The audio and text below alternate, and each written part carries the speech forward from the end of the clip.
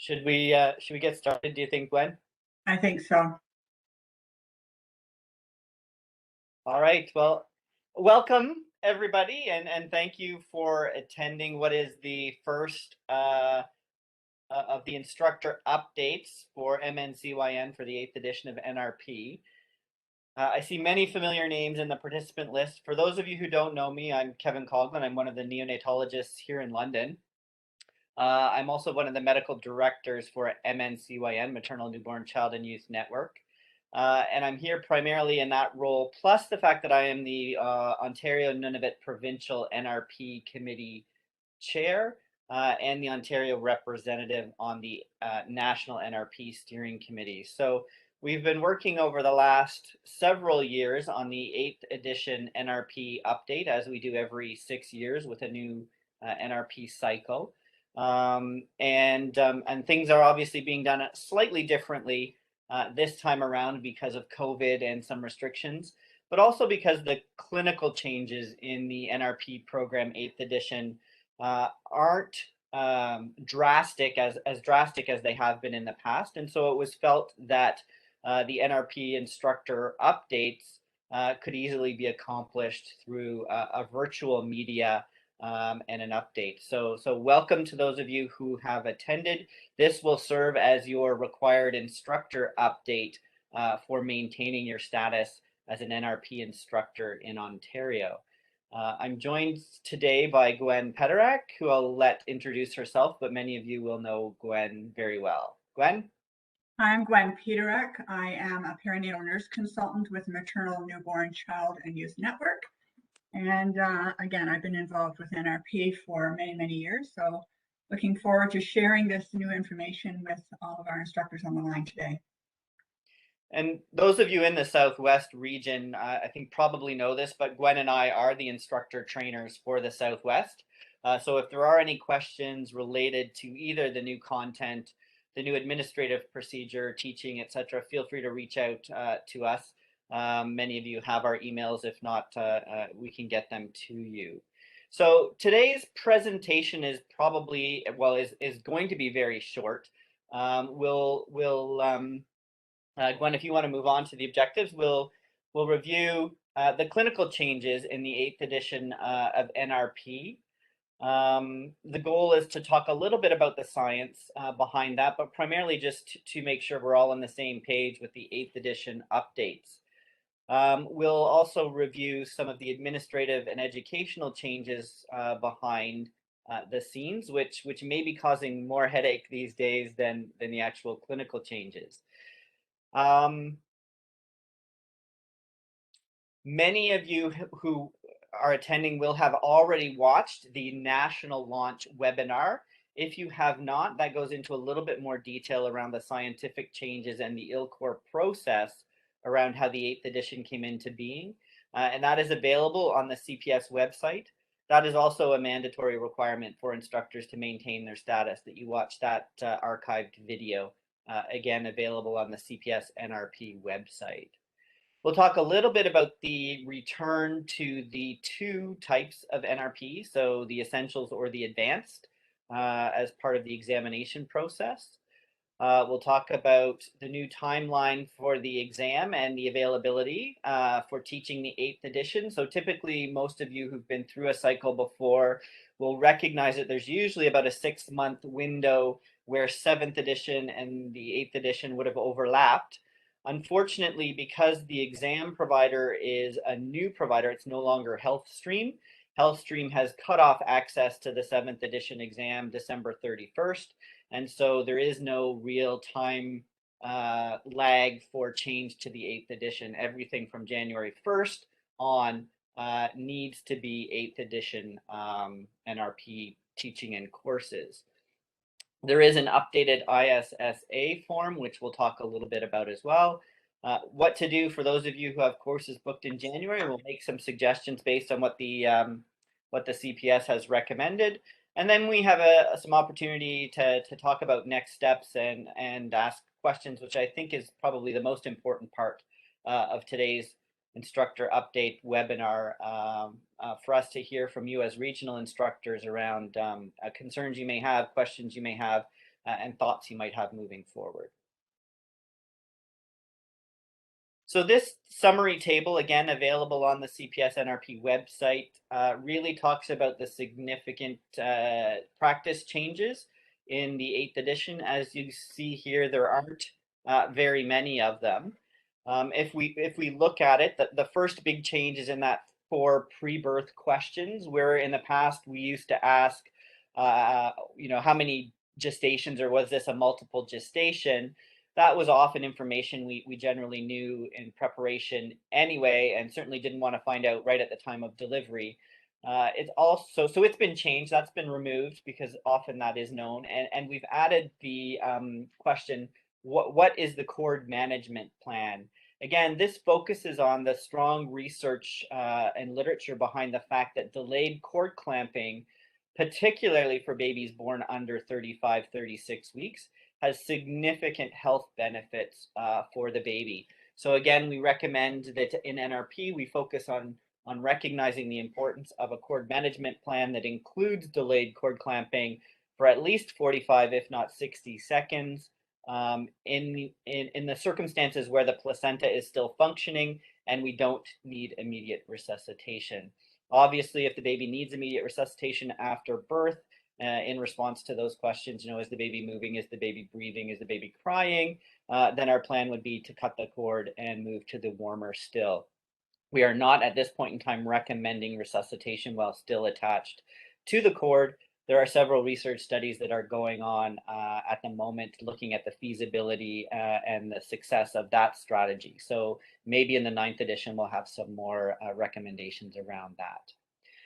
The initial steps really haven't changed significantly. They've gone back to the old order of drying, suctioning, stimulating kind of all at once. And really there was no evidence behind this practice change. It was just felt that, that it was essentially reflecting what people do in real-time practice. And so they moved back to wording that was more in keeping with what people were doing, as opposed to sort of that more sort of explicit process that we went through in the 7th edition, where we were no longer routinely suctioning these kiddos, particularly born through Maconing, where we were placing them on the warmer, assessing the airway, determining if they need suctioning, and then drying and stimulating. So we've just gone back to the old practice of kind of doing things warm, dry, stimulate, position them, and suction if needed based on practice change. You will notice that in the 7th edition, we did introduce the use of a cardiac monitor. And just like if you remember the 6th to 7th edition change with the pulse oximeter, we're seeing the same change between the 7th and 8th edition for the cardiac monitor, where it was suggested in the 7th edition. It's now becoming much more prominent in the 8th edition. As soon as we start PPV, the pulse oximeter is required. The cardiac monitor is recommended. If the heart rate remains below 100 or we need cardiac compressions after the 30 seconds of PPV, a cardiac monitor is now the standard. So we're introducing it a little bit earlier rather than when we start cardiac compressions. We're introducing it after failed return of normal heart rate after that PPV step. There are some mild changes around the dosing of epinephrine. For those of you who read the textbook, you'll recognize that the dose range remains the same in the textbook, the 0.1 to 0.3 mils per kilo IV. That's 0.01 to 0.03 milligrams per kilo of 1 in 10,000 epinephrine. The dose range remains the same, but newer literature suggests we have a better benefit with a higher dose. And so for teaching purposes, we're recommending starting out with a 0.2 milliliters per kilo, 0.02 milligrams per kilo of epinephrine as the IV dose, and escalating your second and third IV doses to the 0.3 mils or 0.03 milligrams per kilo dose for subsequent doses of epinephrine. So it's a slight increase in the previous starting dose of epinephrine, whereas Canada had simplified it to the 0.1 mils per kilo. We're now recommending starting at 0.2. The evidence behind this change isn't huge or isn't strong, but it was felt to be beneficial enough that we should suggest that increase, and they are doing it in the United States and in the United Kingdom. So Canada felt we should follow suit and be consistent. There is some literature around the amount of flush needed to deliver that epinephrine centrally to the heart in babies with peripheral IVs or UVCs. And the previous recommended flush dose of 1 ml probably isn't sufficient to rapidly get that epinephrine to where it is needed.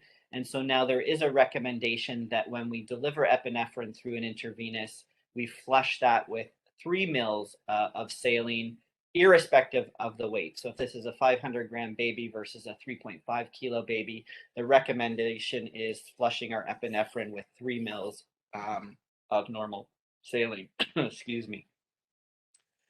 In the past, there was a maximal dose for endotracheal tube epinephrine of 3 mils.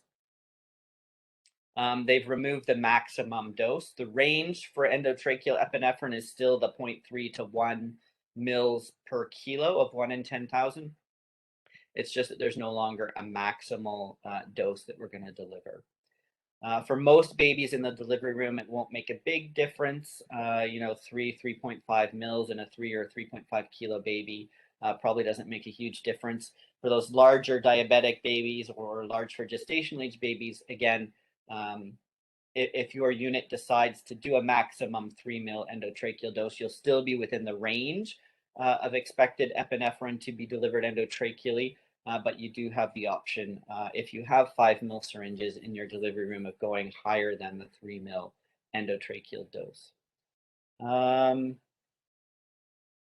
The other change that I'm not sure how much we'll actually realize in practice is the time frame around terminating a resuscitation or calling a resuscitation. You'll remember in the past that it was at 10 minutes of asystole after adequate NRP, which meant you had an endotracheal tube in place, you were doing cardiac compressions that were coordinated with your respirations, and you had delivered epinephrine and volume. It was recommended that we call a code as finished. In reality, it was very, very rare in my experience that we ever had 10 minutes of complete asystole. So we didn't really invoke that rule very often.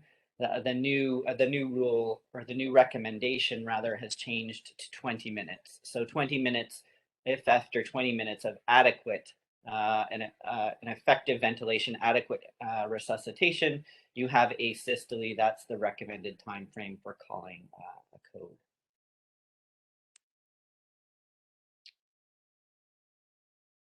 One of the bigger changes is we've gone back to recognizing through the exam 2 types of NRP courses, the Essentials course or the Advanced course. So ultimately, it will be up to you as the instructor, your institution, and your learners to determine which type of course is needed. The Essentials course is considered for anyone who's involved in the care of a newborn, no matter what the setting. So this is, chapters 1 through 4. So delivers the knowledge and skill of the NRP provider course down to positive pressure ventilation, and works on expanding the knowledge of the provider around that initial steps and the provision of adequate positive pressure ventilation. The Advanced course includes chapters 1 to 11, down through cardiac compressions, intravenous access, medication delivery, etc. And it is recommended for any provider who's expected to attend birth in a delivery room, any provider who it's anticipated they may be involved in the resuscitation of a newborn, or anybody who is expected to participate in resuscitation beyond positive pressure ventilation. So again, for our organization, this is going to be most of the people in women's and children's who are taking our NRP course, that they will be doing the Advanced course. And I'll hand it over to Gwen to talk a little bit now about the new RQI examination process for NRP. Okay, thanks, Kevin. So as Kevin mentioned, the new NRP exam provider is called RQI. When you first log onto the screen, you'll see, this is what you're going to see. At the top, it says area code Rhapsode, or area 9 Rhapsode. But underneath what you're going to see is neonatal resuscitation program, not NRP CAAs. So as you go through the exam, you'll have two components that you must complete. The first is the essential provider component, and the second is the advanced component, which actually has 35 additional multiple choice questions that include more in-depth questions about the physiology than the essential component does. These exams questions come from a bank, so you don't get the same questions every time you do the exam. You must get 80% to obtain a certificate for the advanced exam to proceed to your workshop component. As an instructor, you should have received an email, I think in December, giving you access to the exam. And also as an instructor, your exam cost is covered by the Canadian Pediatric Society. You must complete both components of the exam before you can teach the 8th edition course. This is an adaptive learning program, which is new, and we'll explain it a little bit more in subsequent slides. The cost of the exam has increased significantly for providers though, so now it's about $58 per learner, regardless of whether that learner is just doing the essential components or both the essential and the advanced. This means that the exam purchase might be considerably more expensive for hospitals, depending on how they're managing the costs. Currently, and correct me if I'm wrong, Kevin, I don't think we have a fee scale yet for the bulk purchase pricing, but once we do get that, we will be conveying that information to our instructors. The last conversation I had with Jackie is the expected bulk purchase price is going to drop to around $38, $39 from the $58. So Right. It's still a bit more expensive than the previous exam, but certainly better than the $58. Right. But stay tuned. So the essential adaptive learning exam will give you an opportunity to identify your level of proficiency from novice through to expert. And this is what the screen will look like when you come to the first question. So on the slide, the question looks quite dark. I don't recall it being that dark when I actually did the exam a few weeks ago. So I'll just read the question off to you. If the baby is breathing after the initial steps, you should assess and monitor the heart rate. It should be at least, and then they give you a drop-down selection for the beats per minute. So you would select your option and then choose your level of confidence in your answer by indicating and clicking on whether you know it, you think you know it, you're not sure, or you have no idea. And then based on the number of answers and whether those answers were correct and the proficiency that you identified, the system will prompt you to consider your level of knowledge. If you're not confident, you can go to the coach, as you see there on the left, and press play, and the concepts from the online manual will then be read to you. For an expert learner, it's estimated that the exam will take anywhere from about 20 minutes to an hour to complete, and you must get a certain number of answers correct. If you get the question wrong, it will refer you back to the content, but it will send you the same question again sometime later, just to ensure that you actually do know the answer. The cognitive assessment activity sessions are case-based questions that are really done in the same manner. So they will give you a list of different options that you would click on, and then once again, you indicate if you think you know it, or if you know it, if you think you know it, if you're not sure, or if you have no idea. And I think the cognitive assessment activity is a section that's solely required for the American NRP provider, not the Canadian. Okay. And then the system will provide you with your percentage of correct answers based on whether you were consciously competent, unconsciously competent, consciously incompetent, or unconsciously incompetent.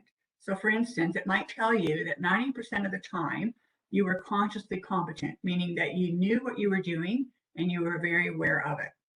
At times, you may have been unconsciously competent. This means that you thought you did not know the answer, but in fact you actually did. Consciously incompetent means that you knew that you did not know the answer and you actually did get it wrong. And unconsciously competent is when you identified that you think you knew the answer, but you answered it incorrectly.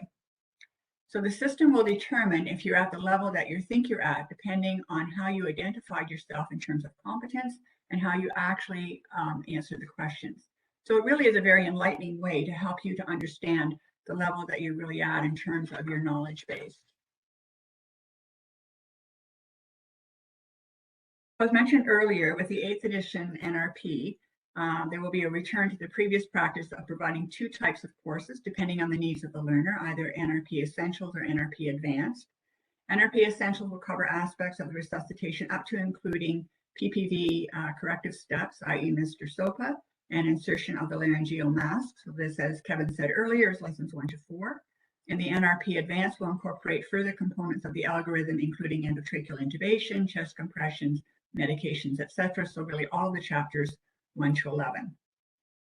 So the rationale for this change is not to shorten the course for providers, because the CPS NRP Committee still recommends that NRP courses should take at least 4 hours, but it is to enable instructors to spend time focusing on skills training, which is most pertinent to the needs of the learner. It's recommended, though, that any member of the team who may attend high-risk deliveries continue to take the NRP Advanced course so they're familiar with all aspects of the resuscitation in which they might find themselves involved. So I just want to take a few minutes now to highlight some of the changes on the Integrated Skill Station Assessment Form, or the ISSA. So the slide I have up now is the first side of the form, which is used to assess learners completing the essentials of NRP. So it's been revised to only include items from lessons 1 to 4. I think in the 7th edition, it included items from 1 to 5 because it also included items related to chest compressions. None of the bolded and shaded items have been changed, but there are now fewer of them. So on this side, the learners must correctly check the equipment to provide warmth, suction, ventilation, and targeted oxygenation. They need to indicate the need for and initiate PPV correctly. They need to take corrective action when the heart rate's not rising and the chest is not moving, i.e. Mr. SOPA, and they need to be able to provide effective PPV for at least 30 seconds. So it takes a little less time to get through this side because there's fewer lessons included. And on this side, they made a change. So now they're also including the learner's self-reflection and the instructor's feedback on this side of the form. And then on the reverse side is the ISSA Advanced, and it also has some minor changes.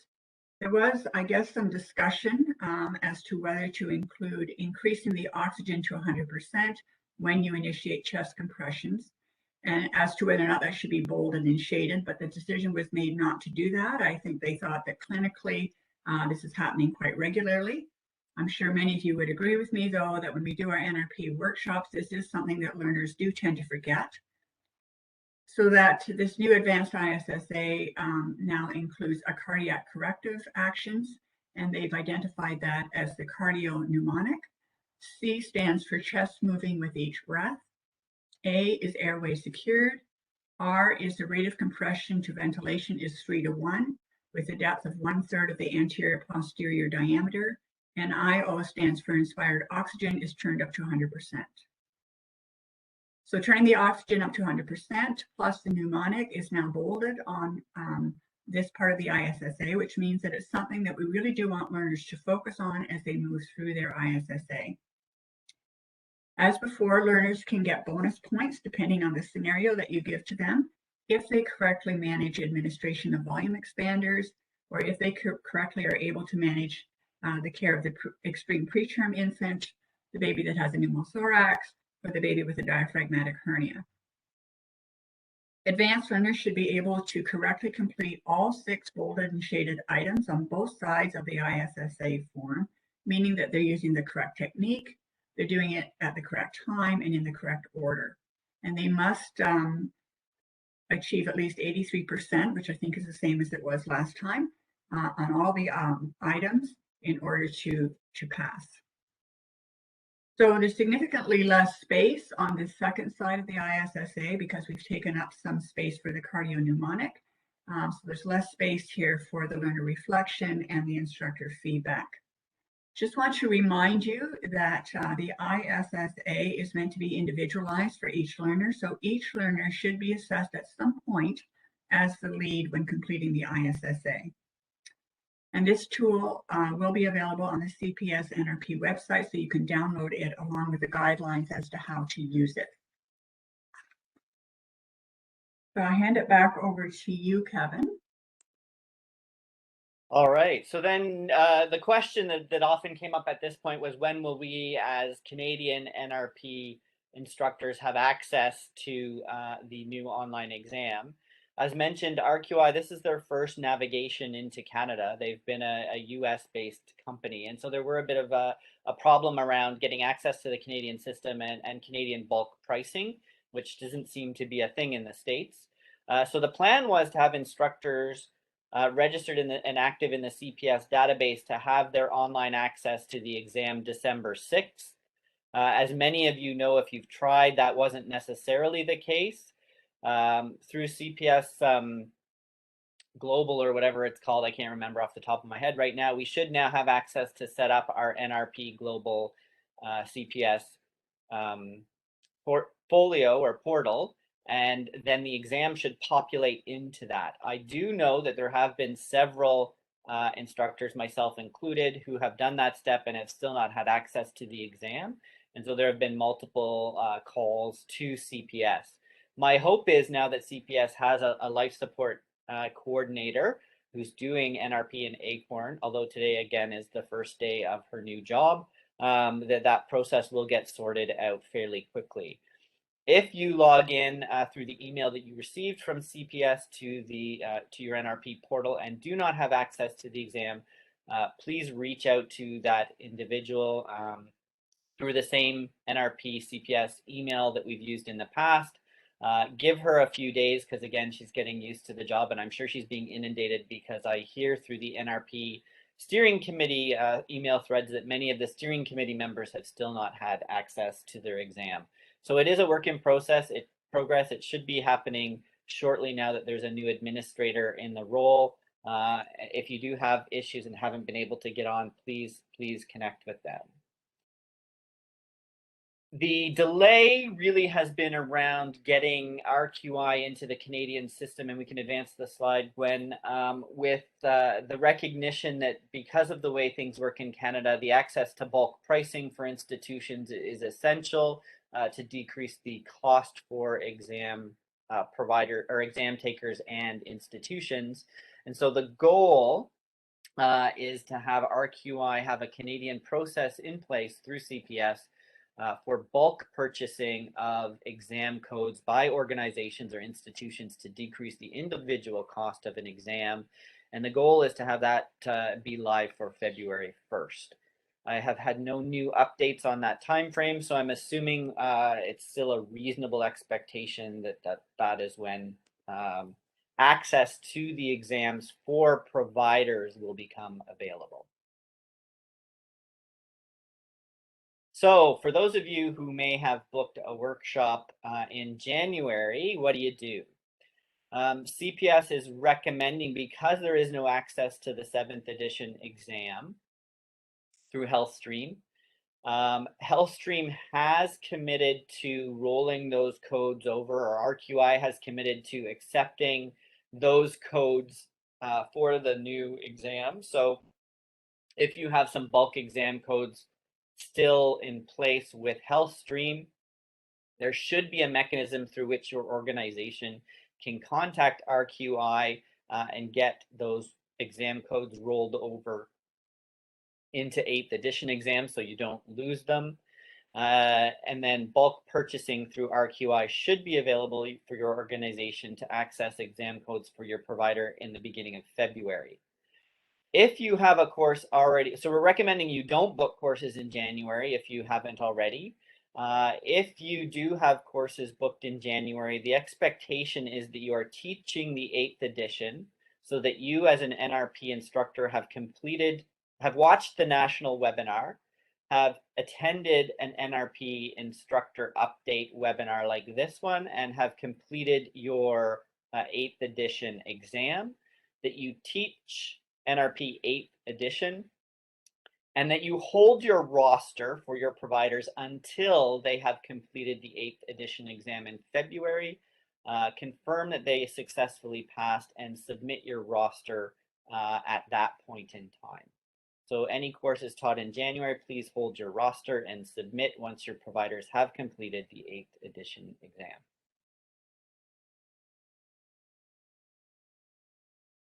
What's next? So for you as instructors, again, the process this time is slightly different. We will not be having any in-person instructor updates. Again, the clinical changes are relatively minimal and involve simple things like question changes and slight alterations in the dosing of epinephrine and the flush volumes.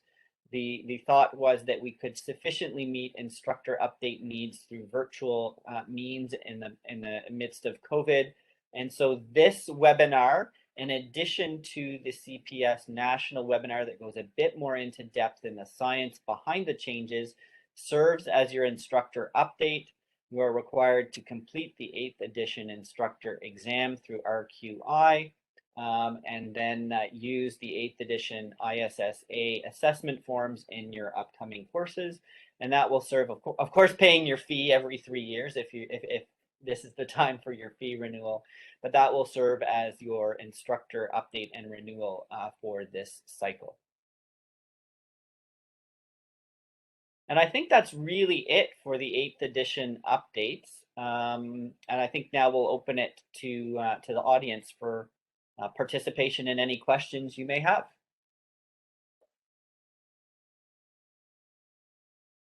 Kev, I have a question. So when you finish the exam on the RQI site, it says that you've only 75% of your activities are completed. So part 1 is done with the exam and the course survey. So you do the first part and then you do the advanced exam and then you do the course survey. However, there's a part 2 and it's called an instructor-led event. And it wants you to register for an event which is 2 hours in length. However, there are none in Ontario. That is not that's a US requirement. So they haven't removed that from the Canadian instructor or Canadian provider requirement. So my understanding is in the States, they do have some processes. Some hospitals have a process where they have special mannequins that the instructors can run a simulation through the mannequins, and the mannequins provide electronic feedback into their NRP portfolio, and that gets updated every 6 months or every time they do an instructor led simulation.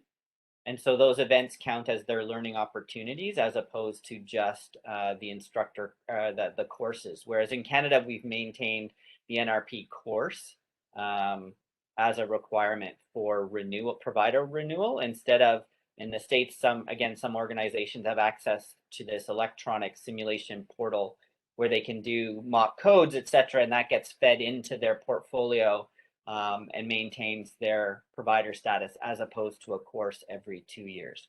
So hopefully that will get removed from the Canadian provider exams, but I don't know how or what the progress is on that. But that's my understanding of that piece. So as long as you successfully completed the essentials and the advanced component of the exam, you're done. Perfect. Thank you. Hi. Hello. I have a question. I'm at Strathroy Hospital, so we're level 1. It's about the ECG monitoring. It's certainly not really in our budget right now. Is this something we can put off till think about later? I would suggest you might have about 6 months to sort of consider it. Okay. In the 7th edition in 2015, it was highly recommended as an introduction. Again, I think that was their way of telling us that this is coming down the pipeline. If you remember, they did it with the 6th edition with the pulse oximeter, and I think they did that in the 7th edition with the ECG monitor. At this point in time, there's sufficient evidence to say that we as providers, even in level 3s, aren't really good at detecting heart rate without an electronic monitor, and that the best care provision is to have access to an electronic monitor to detect heart rate. That being said, with the 7th edition, for those of us who started that last iteration, we did recognize that during NRP, there were certainly a lot of cases where you had electric rhythm of the heart, but no palpable pulse or audible cardiac output. So even if you see ECG detectable heart rate, we still have to confirm it by palpating as well to make sure we have cardiac output, because pulseless electrical activity was probably more prominent than we thought. So all of that to say, I think that this should be one of the priorities for your center if you don't already have the capacity to put ECG leads on. Some of the monitors that you may already have in place through Emerge or other areas may be suitable. Okay, maybe I can contact but yeah, them to see if they can get some sort of adapter. Okay, thank you.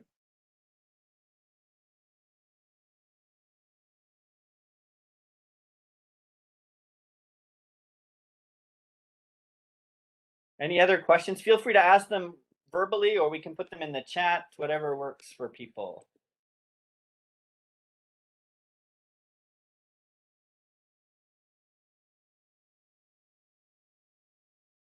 Kevin, I seem to recall that when I attended this session several weeks ago, Lauren Rivard had mentioned that the CPS has a pedagogy site. Yes. That NRP instructors can submit application to get more information about NRP. I think there's some resources there. I haven't actually used it myself personally, but maybe that's something they should know about. Yeah, so most of you should have gotten an email at some point in time. If they emailed access to the pedagogy site back when they produced and released the NRP specific feedback and debriefing videos. So there are feedback and debrief videos available for instructors on that site. That is the current site where the new ISSA forms and the instructions on how to use them are posted.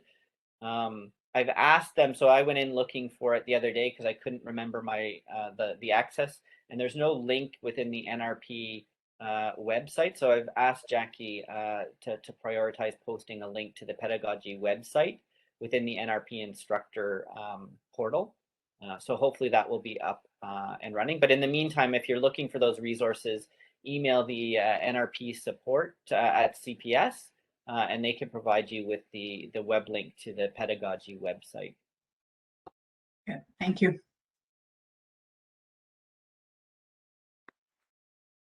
So one of the other things you'll notice in this 8th edition NRP, particularly around the cardio mnemonic, is again, in NRP, we are highlighting the importance of having adequate ventilation before starting cardiac compression. So now, if your heart rate's less than 60, and you've started cardiac compressions, you're going to do a 60-second cycle of cardiac compressions. If your heart rate's not coming up above 60, you're going to ask yourself the cardio mnemonic. Am I seeing chest rise? Do I have a secure airway? If the answer to either of those is no, the first thing you're going to focus on is getting a secure airway. So either an LMA or an intubation, and ensuring you have adequate ventilation. So it just goes back to the fact that we still see a lot of kids going further down the NRP algorithm, receiving cardiac compressions and medications when the primary problem is not adequately establishing oxygenation and ventilation. And so we're going back to reminding providers that the key to resuscitating newborns, and that's really considered anybody 44 weeks and below. So 4 weeks past term or 28 days past term. The goal is getting adequate oxygenation and ventilation, and we still recommend continuing, even when you're intubated, continuing coordinating ventilations and compressions so that you're not compressing the chest when you're providing a positive pressure ventilation. Seems relatively easy for those of us who only do NRP to remember, but certainly that's not how you're taught in PALS and ACLS. Right? Here we're focusing on the fact that, again, most of these events are not cardiac in origin, they're respiratory. And the key is to be able to inflate and adequately maintain inflation of those lungs with good positive end expiratory pressure.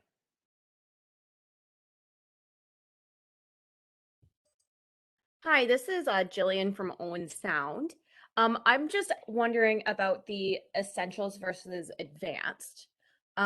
We have our floor is a combination of RPNs and RNs. Yep. Would you still recommend for the RPNs to be doing the advanced course?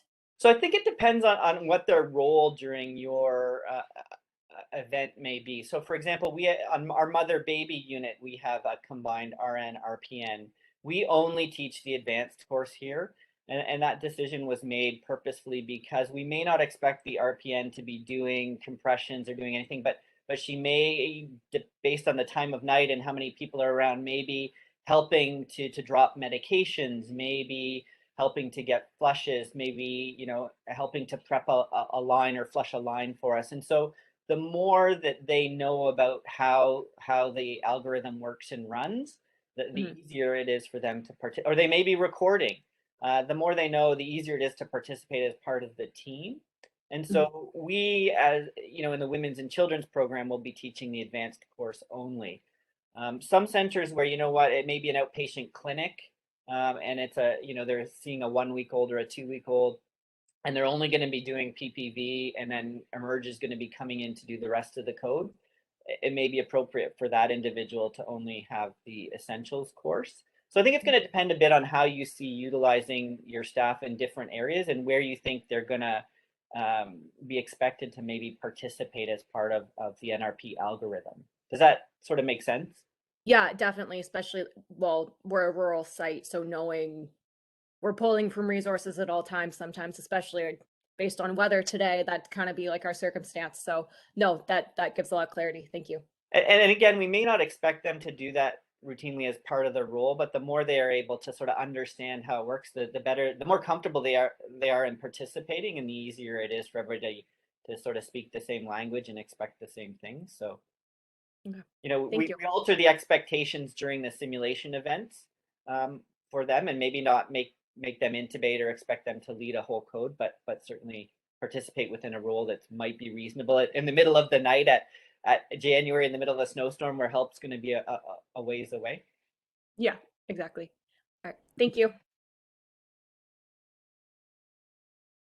Kevin, I recall that in the past there have been questions about completing the ISSA for each participant, and some instructors are finding it kind of challenging because it takes quite a bit of time. Some people are saying it takes 20 to 30 minutes per learner to include all of that. Having just recently read the instructions for the new ISSA, they are suggesting it should take about 5 minutes if you have an essential learner, and about I think 10 to 15 minutes for an advanced learner. So I don't know if you can comment to that as to different ways that maybe you can incorporate that throughout your day, your instructor day, how you can incorporate the ISSA. Sure. You know, I think we've struggled with that here sometimes as well, and it goes back to sort of much easier to do if you have a lower ratio of participants to instructors. So we do try and keep it to 4 participants per 1 instructor, or 5 maximum participants per instructor. The other thing is as you mentioned, Gwen, you know, typically people are doing this ISSA kind of as the last event after they've been through the different skill stations, etc. I mean, there certainly is the opportunity to fill out portions of the ISSA as the day goes along. So if I have a provider and I'm doing a little simulation and it includes cardiac compressions, and the provider did an excellent job landmarking, starting compressions, doing everything, I will check off their ISSA for compressions on that piece, and then it doesn't need to be done later. It's considered complete. So there are certain sections that we will fill out as instructors throughout the day. And then rotating people through multiple different sims in anticipation of their final mega code. Oftentimes you see the providers doing really well, and again, you can fill out that ISSA as part of that assessment as they're going on. It doesn't have to be on the final mega code of the day for everybody every time. So it's being a bit flexible and building on things as you go along. Mm-hmm. Thank you.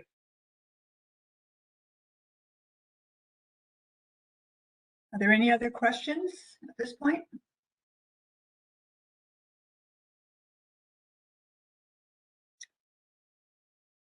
Okay, hearing none, I'm wondering, Kevin, if we... There's a question in the chat from Kaylin.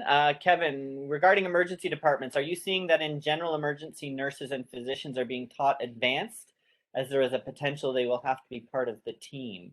Very good question. And I would toss that back to you guys, because I will tell you that most of our emergency room physicians don't take NRP. They just call us and we run down. So it's a bit problematic there. What I would suggest is, if you're if you're in a center where it's reasonable for the emergency room to be the first point of contact for a newborn coming back in under 28 days past term, that is the recommended time frame where NRP should be utilized. So the advanced course is probably very reasonable for them to take. That being said, there's always been this big debate about when NRP stops and PALS begins, and then there's really no good evidence to suggest a significant, cut point or point in time. But again, recognizing that certainly in that newly born baby in the first 4 weeks of life after term, again, it's very, very unusual that this is a cardiac event, and focusing on adequate respiratory support continues to be the most likely thing that will return spontaneous rhythm. So adequate resuscitation, including oxygenation and ventilation, remains the key for those patients. And so many of the practices and teachings in NRP fit better perhaps with the NRP approach to resuscitation than some of the others. And Christine can chime in on this because she's a PALS teacher, but that would sort of be my recommendation. The national recommendation is, if somebody presents in front of you, obviously do whatever you and your team are most comfortable with, whether it's NRP or PALS. But I think if you have a reasonable expectation that you get a fair number of these coming back through your emerge department, it's not unreasonable to think that maybe they should have NRP in their toolbox. I agree, Kevin. Even in PALS, I mean, most children, it's a respiratory reason, hypoxia, that's causing them to go into cardiac arrest. So we really, even in PALS, you focus a lot on making sure that the respiratory part of resuscitation is, strong and evidence-based, good ventilation, good PPV. So I agree. I think emerge physicians and nurses in emerge probably should do the advanced. I think that's a pretty simple way to go. If they just have it, then they have it. Yeah, I would agree. In fact, in reality, I don't see a lot of utility in the essentials course for hospital providers, or like particularly, if you're dealing with this population, even and of course, obviously, midwives need to be able to do the whole scope because they're doing home births as well, so they need the advanced course. But I really can't see a large niche for the essentials component. Unless you're just the first contact and you have a team that you can push a button and they're there within 2 to 5 minutes to do the advanced component. I sort of see the essentials as BCLS.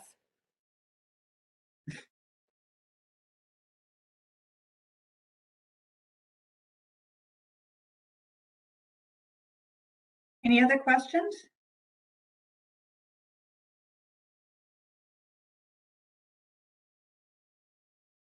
Okay, I'm not seeing any more coming up in the chat, so I guess, Kevin, maybe we can draw this to a close. And then, as Kevin mentioned, we will put a link to this video on the MNCYN website. So if you have any colleagues that are NRP instructors that have not had an opportunity for this instructor update, you can direct them to the MNCYN website where they can watch it there. And certainly they can reach out to either Kevin or myself if they have any ongoing questions. Absolutely. And I should, it's a bit late, but I should acknowledge Lauren Rivard from CMNRP as the nurse consultant there who helped put this initial presentation together for the Ontario instructor update. Thanks, Lauren, for all your work. And thanks you, Gwen, too. Okay.